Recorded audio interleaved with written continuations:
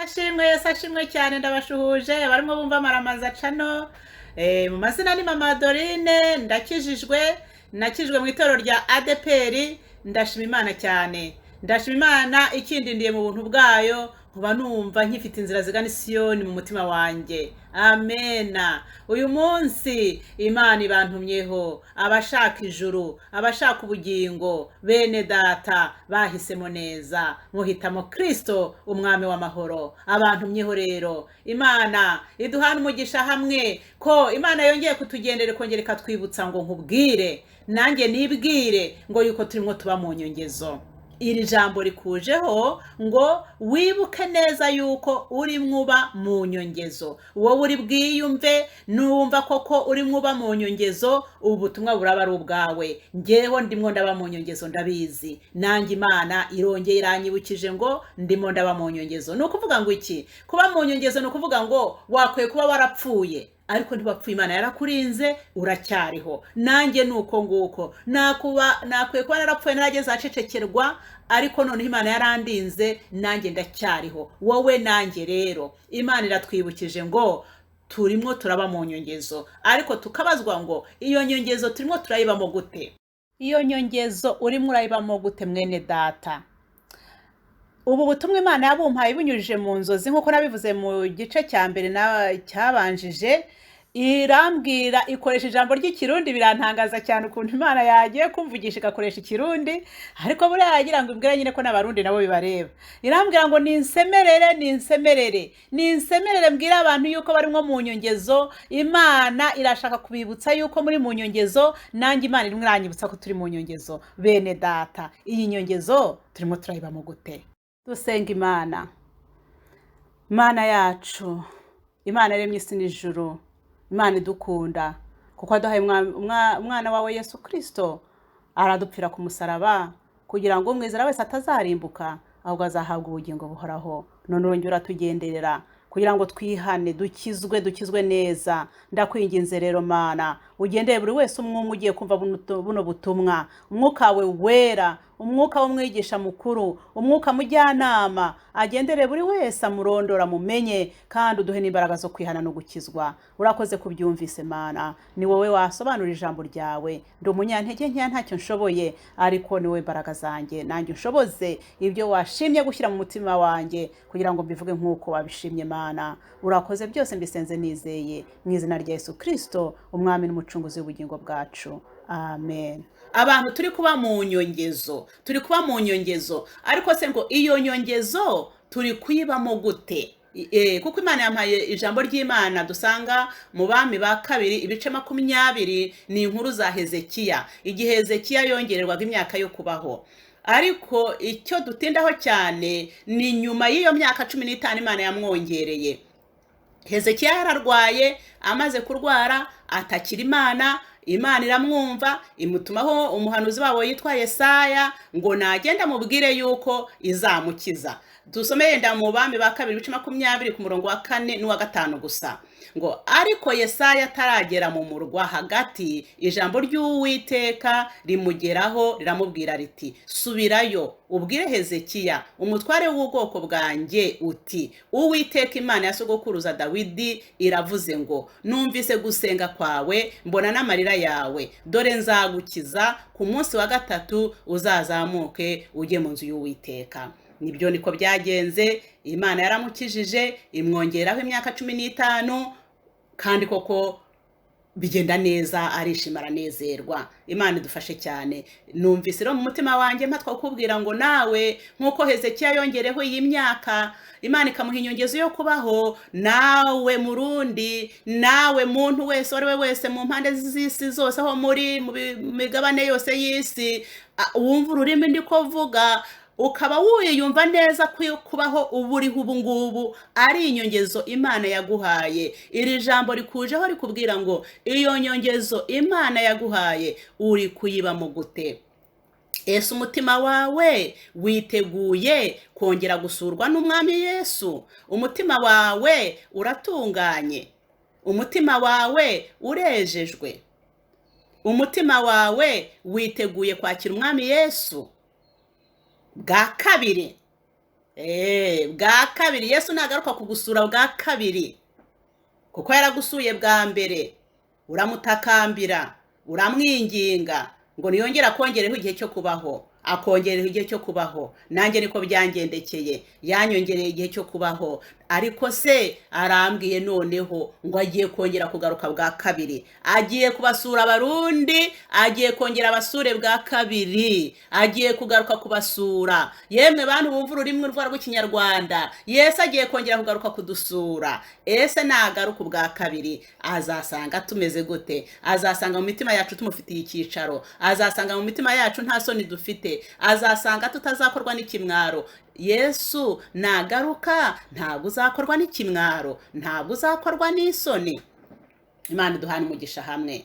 Hari ijambo rero tugiye n'ubundi gukomerezaho ryo mu bami ba kabiri zo mu bice bya 20, ni izi nkuru za Hezekiya n'ubundi. Izi nkuru zo reka tuzisome, duhere ku murongo wa 12 turageza ku murongo wa 19. Hezekiya n'ubundi ngo amurikira intumwa z'i Babuloni ubutunzi bwe. Hezekiya ku murongo wa 12 haravuga ngo icyo gihe Barudani mwene Baradani umwami w'i Babuloni yoherereza Hezekiya inzandiko n'amaturo, kuko yari yumvise ko Hezekiya yarwaye. Kuri 13, maze Hezekiya yakira intumwa ze azimurikira inzu y'ububiko bwe yose yabikagamo ibintu bye by'igiciro cyinshi, ifeza n'izahabu n'imibavu n'amavuta y'igiciro cyinshi, n'inzu ibikwamo intwaro zo kurwanisha, iby'ubutunzi bibonetse mu nzu ye byose. Nta kintu na kimwe cyo mu nzu ye cyangwa mu gihugu cye cyose Hezekiya atazeretse. N'intwaro byose yarabiberetse. 14, bukeye umuhanuzi Yesaya asanga umwami Hezekiya, aramubaza ati ba bagabo bavuze iki, kandi baje aho uri baturutse he? Dusome uyu murongo wa 14. Bukeye umuhanuzi Yesaya asanga umwami Hezekiya, aramubaza ati ba bagabo bavuze iki, kandi baje aho uri baturutse he? Hezekiya aramusubiza ati baturutse mu gihugu cya kure cy'i Babuloni. 15, arongera aramubaza ati mu rugo rwawe babonyemo iki? Hezekiya aramusubiza ati ibiri mu rugo rwanjye byose barabibonye, nta kintu na kimwe mu byo ntunze ntaberetse. 16, Yesaya abwira Hezekiya ati umva ijambo ry'Uwiteka. 17, igihe kizaza ibiri mu rugo rwawe byose n'ibyo basogokuruza babitse kugeza ubu bizajyanwa i Babuloni, nta kintu kizasigara, niko Uwiteka avuze. Kandi abahungu bawe uzibyarira mu nda yawe bazabajyana babagire inkone zo kuba mu nzu y'umwami w'i Babuloni. Umva ibintu birakomeye. Hezekiya abwira Yesaya ati ijambo ry'Uwiteka avuze ni ryiza. Arongera avuga ati none se si byiza niba hazabaho amahoro n'iby'ukuri nkiriho? Imana idufashe. Uyu ni Hezekiya wa wundi wongerewe imyaka 15 yo kubaho. Uyu ni wa wundi Hezekiya nyine waje gusurwa n'aba bantu b'i Babuloni, akabamurikira ubutunzi bwose. Uyu ni we Hezekiya uri kubyirwa ngo ubutunzi bwose yaberetse, n'ibyo basogokuruza bose bamubanjirije bagezeho bizajyanwa i Babuloni. Uyu ni Hezekiya ubwiwe ngo abahungu be yibyariye ngo bazaba inkone. Abahungu be yibyariye bazabajyana babagire inkone zo kuba mu nzu y'umwami w'i Babuloni. Wumva ibi bintu byose, ariko igisubizo Hezekiya yashubije nicyo giteye agahinda, nicyo kibabaje cyane. Hezekiya wongerewe imyaka 15 yo kubaho. Hezekiya yaravuze ngo ijambo ry'Uwiteka avuze ni ryiza. Ngo none ngo se ngo si byiza niba hazabaho amahoro n'iby'ukuri nkiriho? Birababaje, biteye agahinda. kuba ubutunzi bwose bazabutwara nta kintu bimutwaye, kuba abahungu be bazabanyaga bakabajyana bakabagira inkone ntacyo bimutwaye, ibyo bintu byose bizaba ntacyo bintu bimutwaye, iby'Imana ivuze bizasohore ntacyo bimutwaye, icyangombwa nuko kuva kiriho hazabaho amahoro nta kindi. Iyi myaka 15 Hezekiya yongerewe murabona hari icyo yamumariye. Niyo mpamvu rero bavuga bati Hezekiya, abantu benshi bavuga iby'ijambo ry'Imana bakunze guhurira yuko Hezekiya ashobora kuba yararimbutse, kubera ko nkeka ko arahangaha babikura, kubera ko nawe se uri umuntu w'Imana ukavuga amagambo nk'aya ngaya, urukundo se rurahagana hehe? Urukundo se kwizera se kuri he? Baramubwira ati ibintu bizajyanwa i Babuloni, abana be bazaba abanyaga babajyana i Babuloni, ntabwo ahindukiye, yigeze gusenga Imana iramukiza, arapfuye, Imana iramukiza imwongera imyaka 15 yo kubaho, nibi bimenyetso byose tutasomye yagiye abwira Imana ngo nibibe, ngo igicu nigisubira inyuma, ngo igicu nigisubira imbere, ibyo byose yagiye abibona imbere y'amaso y'Imana, abona ko Imana ishoboye, abona ko Imana ishobora guhindura ibigaragara nkaho bitashoboka, ariko Imana barayingingira bikora. None aho ubutumwa bumeze uko nguko, ntiyongeye ngo atakira Imana, yibwira ati nyaboneka Mana mbabarira, Mana tubabarire, reka da, aravuze ngo nibibeho. Aravuze ati abana bawe bazabajyana babagira inkone, ati nibagende. Ntabwo atakira Imana ati Mana abana banjye ni umugisha, n'abakozi bawe nibo bazagukorera muri iki gihe nge ntazaba nkiriho. Nta nubwo yibutse hari ko we azapfa, reka da, yibwiye ntabwo yibutse ko yahaye umwaka 15, tagize ngo yahawe kuzabaho iteka ryose. Ni ikibazo gikomeye cyane. Abantu tujya duhabwa agakiza, tugakizwa tukihana ibyaha, tukagira ngo hari tuhise tujya mu ijuru.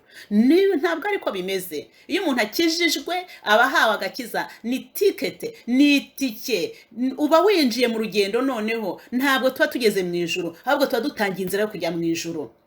Ariko abantu bamara gukizwa bakagira ngo ahari bahise binjira mu ijuru. Iyo tumaze gukizwa ntabwo tuba twinjiye mu ijuru, ahubwo tutangiye urugendo rwo kwinjira mu ijuru. Ariko iyo urwo rugendo turubayemo neza, Yesu aba ari kumwe natwe, Yesu akatugirira neza, akaduha amahoro, akaduha umunezero, akatwomora inguma, akatubera Imana. Imana idufashe cyane. Ariko uyu Hezekiya we ntabwo yigeze yibuka iyi Mana, ntabwo yigeze yibuka yuko igihe kizagera akaba atakiriho, ariko yaravuze ngo igihe azaba cyose akiriho ngo amahoro azabeho, urukundo rukeya, kutizera.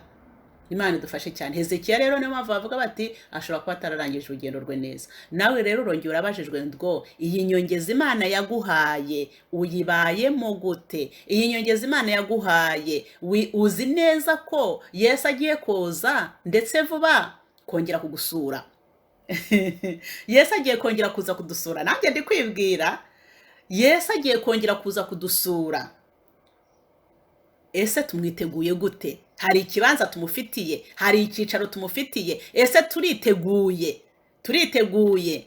turiteguye nuva muri uyu mubiri uzajya hehe? Yesu arambwiye nawe ngo nkubwire ngo turarangaye. Abantu benshi bararangaye, abantu benshi inzu zabo ntiziteguye, ntizikubuye, ntizifite isuku, mu mitima harunzemo ibintu byinshi, kandi ibyo bintu byinshi abantu bafite mu mitima yabo bibwira ko ari utuntu dutoya, ariko nta cyaha gitoya, nta cyaha kizinjira mu ijuru, nta cyaha gito. Abantu babitse ibintu by'ibyaha mu mitima yabo, biragenda bimaramo igihe kinini, bageraho bumva ko nta kintu bitwaye, ariko Uwiteka Imana iravuze ngo biragitwaye. Nitwisuzume, nitwisubireho, bya byaha biri mu mutima wawe ubikureho, witegure. Yesu agiye kugaruka vuba cyane. Twitegure kugaruka kwa Yesu kuri hafi. Yesu nagaruka kugusura, umufitiye icyicaro. Imana yatunze urutoki ikintu cyitwa ubwibone. Abantu b'Imana baguye mu mutego. Satani yabashyiriyeho urubuga rwo kwibona, Satani yabashyiriyeho urubuga rwo kwiratiraho, Satani yabashyiriyeho urubuga kugira ngo abashyire mu mutego. Izi nkoranyambuga, ibi bintu byitwa za WhatsApp, za Facebook, n'andi mazina ngiye ntazi, harimo imitego ya Satani, kandi abantu b'Imana benshi babiguyemo. Imana irongera kubwiye wowe utarubizi. Mukunzi mwiza, nshuti ya Yesu Kristo, wihana ubwibone. Abarokore baravuga ngo ntabwo bambara amapantaro, ntabwo badefiriza, ntabwo bagira gutya, ariko Satani yabashyize mu bwibone bukomeye cyane, kandi abenshi bawuguyemo ariko ntibabimenya.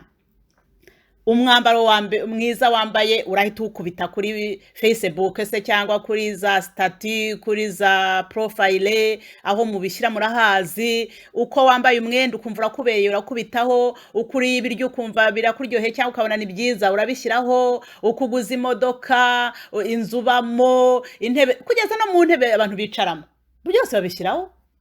Imana ikuntumye ngo nkubwire ko ari ubwibone, kandi ko Imana itabishima, kandi ko Imana bibabaza. Bantu bajya mu ijuru, mumenye ko ibyo bintu byose mwirirwa murata.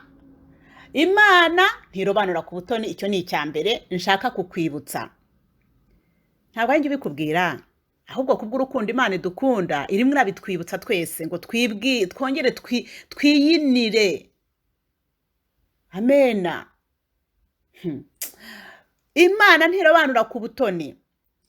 Ayo mazu mwirwa murata, iyo myenda mwirwa murata, ibyo biryo mwirwa murata, amamodoka murata, n'abadafite amazu atangira kugira ikibanza, atangiye kugisiza agakubitaho.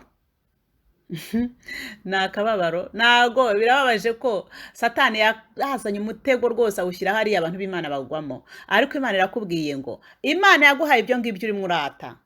Niyo yabyimye bariya bicecekeye biturije batagira ibyo barata. Bisengera basaba ibyo kurya bya buri munsi, bisengera basaba ibyo kwambara, umwenda akawumesa, yabona uwumye akabari wajyana mu rusengero. Bantu b'Imana mwongere mwisubireho, Imana irabagendereye.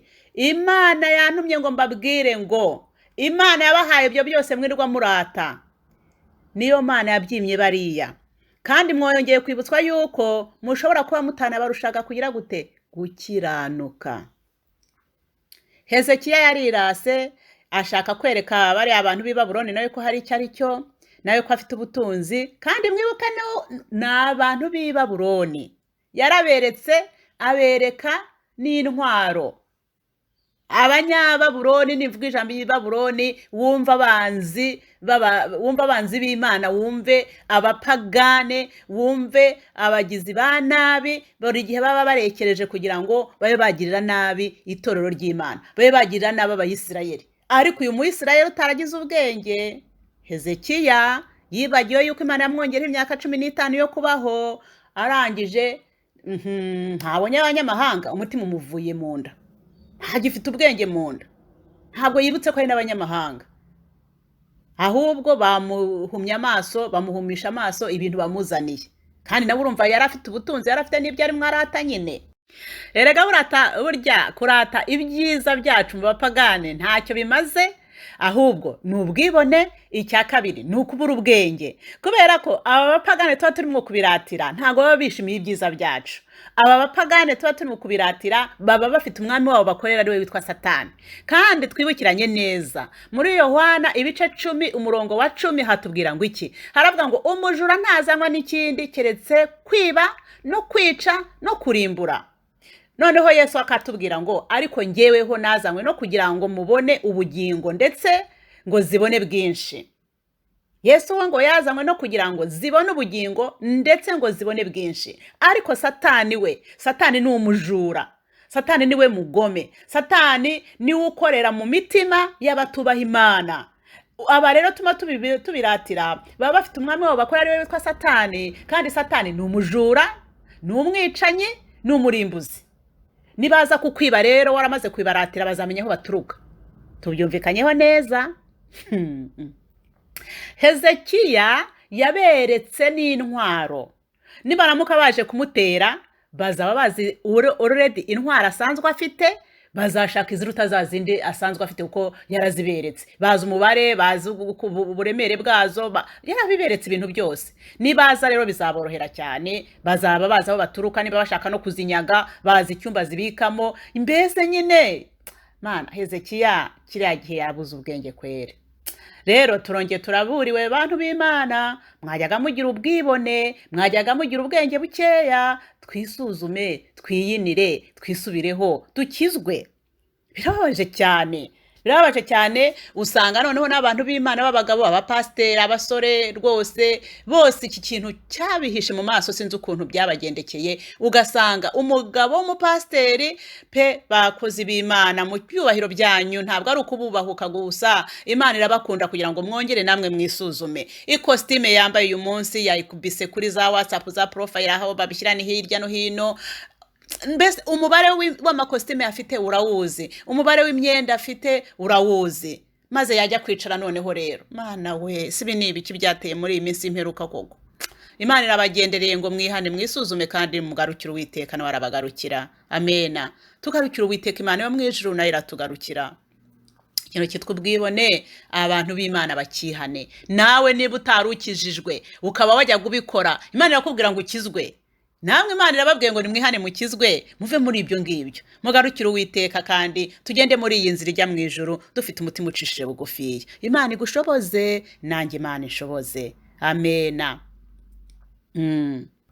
Ubwo bwari ubwibone bwo mu buryo bwo mu byo mu mubiri, kwirata mu byo dutunze, kwirata mu by'Imana yaduhaye bene data. Ariko hari ikindi Satani yazanye gikomeye, bantu b'Imana bafite impano z'Imana, abahanuzi. Rero umuntu Imana iramukoresha uyu munsi, bakamukoresha uriya munsi, ukamukoresha kiriya, agahita yihatitira, agahita yumva abaye umuhanuzi, ukagira ngo ni umuhanuzi w'umwuga, mbese akabigira umwuga, kumva ni wo mwuga we, akamera nka Yesaya. Kiriya gihe cyari igihe Bibiliya yarimwo yandikwa, ntabwo ariko bikimeze iyi minsi. Abantu biha amatitire yo kuvuga ngo ni abahanuzi, Imana rwose irabagaya pe. Ibantumyeho ngo mbabwire ngo Imana ikoresha uko ishaka, kandi Imana yavuze ntawe utahanura. Imana ikoresha uyu munsi umuntu, ejo ikamukoresha uriya, indi ukamukoresha iriya. Niyo mpamvu abahanuzi benshi cyane bavangiwe, kubera ko bumva ko bahora ari abahanuzi iminsi yose. Abantu bakabaha amafaranga ngo munsengere, nibyo musengere ni byiza, ariko ntabwo ari ukuvuga ko nimba wamusengeye, ntabwo ari wowe byanze bikunze Imana igomba kunyuzamwe ibintu bye. Ushobora kumusengera, Imana ikamwisangira ku giti cye, ikamubwira ibye. Ntabwo uvuga ngo ugiye kumusengera ngo none Imana iri bukumbwirire ngo nze nkubwire. Kare. None se muri Yoweri hatubwira ngo iki? Muri Yoweri haravuga ngo Imana yadusezeranije ko mu minsi y'imperuka Imana izasuka umwuka wayo ku bantu bose. Ni ukuvuga uwo muntu uri musengera nawe Imana yamwisangira ikamubwira. Ariko ntabwo ari ngombwa ngo kuko wamusengeye ngo ibye ni wowe Imana ibibunyuzeho. No. Nukwibeshya. Abahanuzi mufite ikibazo rero, kandi namwe mufite ubwibone bubarenze hejuru. Imana ibantumye ngo mbabwire ngo mwihane hakiri kare butarabirana, mwihane hakiri kare. Umuntu aramuhamagara, ibinyamakuru byabaye byinshi, za YouTube channels ni nyinshi, baramubwiye rero wumva this way, Imana ikurengere. Baramunyura mu bakamubwira bati twibwire uri iki? Ndi umuhanuzi, narasenze birabyarabaye, Imana yankoresheje biriya, narasenze, ni ngewe wavuze ibi, ni ngewe ndi umuhanuzi. Undi nawe ndamuhanuzi, nyine kumva ni umuntu w'umuhanuzi wicaye mu buhanuzi iminsi yose, ni umuhanuzi. Arimo arajya bavuga ati iki kiganza cyanjye urebe iki, ati iki ngiki gikora ibitangaza. Icyo kiganza cyawe koko pe, ariko Imana isigaye yihangana disi man. Ariko ibantumye ngo mbabwire, Imana ntabwo izakomeza kuruhanya n'umwana w'umuntu. Indi Imana yatunze urutoki ni ikintu cyitwa urukundo rukeya bene data. Tugira urukundo, dukundane, twifurize bene data ibyiza, twifurize bene data umugisha. Ariko se murebe Hezekiya umukozi w'Imana, wamenya ko Hezekiya ari we wavuze aya magambo yavuze koko? None se Hezekiya arabwiwe, arahanuriwe, aravuze ati abahungu bawe bazabajyana i Babuloni babagira inkone. Arababwira ati ubwo butunzi bwose werekanye bazabutwara, kugeza no ku byo basekuruza bakurambira mubanjirije bari baregeranije byose babijyana i Babuloni. Ariko Hezekiya akanga ibyo bintu byose, ngo Imana ivuze ngo ni byiza. Icyo ashaka ni uko ngo amahoro azabaho mu gihe cye. Hari abantu bumva ibyiza ari ibyabo gusa, ibyiza biba aribo bibaho, ntabwo bifuriza abandi byiza. Mana ya Isirayeli, uragenderewe, nanjye ndagenderewe. Tugira urukundo rwo gukunda abandi bene data, tugira urukundo rwo gukunda abantu b'Imana. niyo yaba ari umupagani umwifuriza ibyiza, kuko muri bya byiza Imana ikoreye wa mupagane bishobora gutuma amenya ko Imana koko iriho, akavuga ati Imana koko ingiriye neza. Abantu benshi barabivuga, yamara gukizwa avuga ati uzi ko nibutse ibintu Imana yajyaga inkorera ndanyire n'umupagane, Imana yangiriye gutya n'umupagane, Imana yarandinze n'umupagane, Imana yangenjeje gutya, yampaye ibi nibi, yarandinze, yangiriye gutya. Noneho akaba ari mwashima aho amaze gukirizwa. Kandi ijambo ry'Imana rirabivuga, ravuga ngo Imana igirira neza abayubaha n'abatayubaha, Imana igirira neza abakiranutsi n'abakiranirwa. Rero twebwe twifuriza ibyiza n'abandi bantu, twe kwiyumva ko ibyiza ari twebwe bireba gusa. Hezekiya rero ntabwo ariko we byamugendekeye. Bantu b'Imana dukizwe. Niyo mpamvu abantu bavuga nyine ko Hezekiya ashobora kuba atarabonye ubugingo, kuko amagambo yavuze yanyuma arangirizaho ntabwo yavuze amagambo y'ubugingo, ntabwo yavuze amagambo y'umugisha, ntabwo yavuze amagambo umubyeyi yabwira abana. Imana idufashe cyane, nawe wowe nanjye. Imana iratugendereye, twihane, tugire urukundo, kuko ijambo ry'Imana ratubwira ngo udakunda ntazi Imana, kuko Imana ari urukundo. Tugira urukundo rero, twifurize bene data ibyiza, twifuriza abacu ibyiza, kandi dusaba Imana iduha ubwenge, iduha ubwenge, tumenye uko tubana n'abantu bo muri iyi si tubana nabo, kuko baradutega. Hezekiya baramuteze umutego awugwamo, bamutegesheje ibintu abigwamo, abura ubwenge. Ni nkaho bamutwaye ubwenge, niko navuga. Yabuze ubwenge, areba ibintu bamuhumishije mu maso bituma atagira ubwenge. Natwe rero Imana iratugeneye ngo tugire ubwenge, tumenye uko tubana n'abatizera, kandi baba batizera tubana nabo, tubereke urukundo, tubifurize ibyiza, tubasengere, ahari byabagarura ku Uwiteka nabo bakihana bagakizwa. Imana iguha umugisha, nanjye Imana impa umugisha. Ibigeretse kuri ibi ngibi, Imana ni Imana nyine, kandi umwuka wera ni urondora mu mutima w'umuntu. Nge ntabwo namenya ibiri mu mutima wawe byose, nge vuze uko ibyo numva nayoboye kukubwira, ariko Imana irakwisangira, ikwibwirira ibyo ugomba kwihana. Imana irakwisangira, ikwibwirira ibyo ugomba gutunganya, kuko twibukijwe ko turi muba mu nyongezo. Iyo nyongezo turimo turayibamo gute rero? Wowe Imana irakugenderera, kandi Imana nikugenderera wihane. Nanjye Imana irangenderera, ndetse yangendereye, nanjye nihane. Twihane dukizwe, tujye mu ijuru. Amena. Dusenga Imana. Dusenge.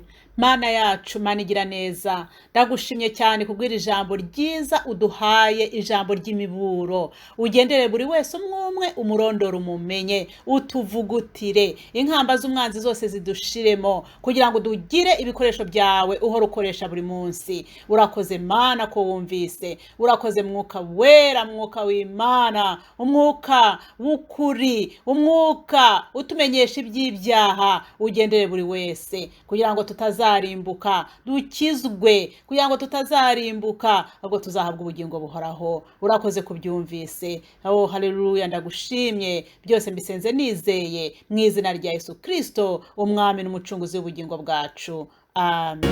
Uri mwiza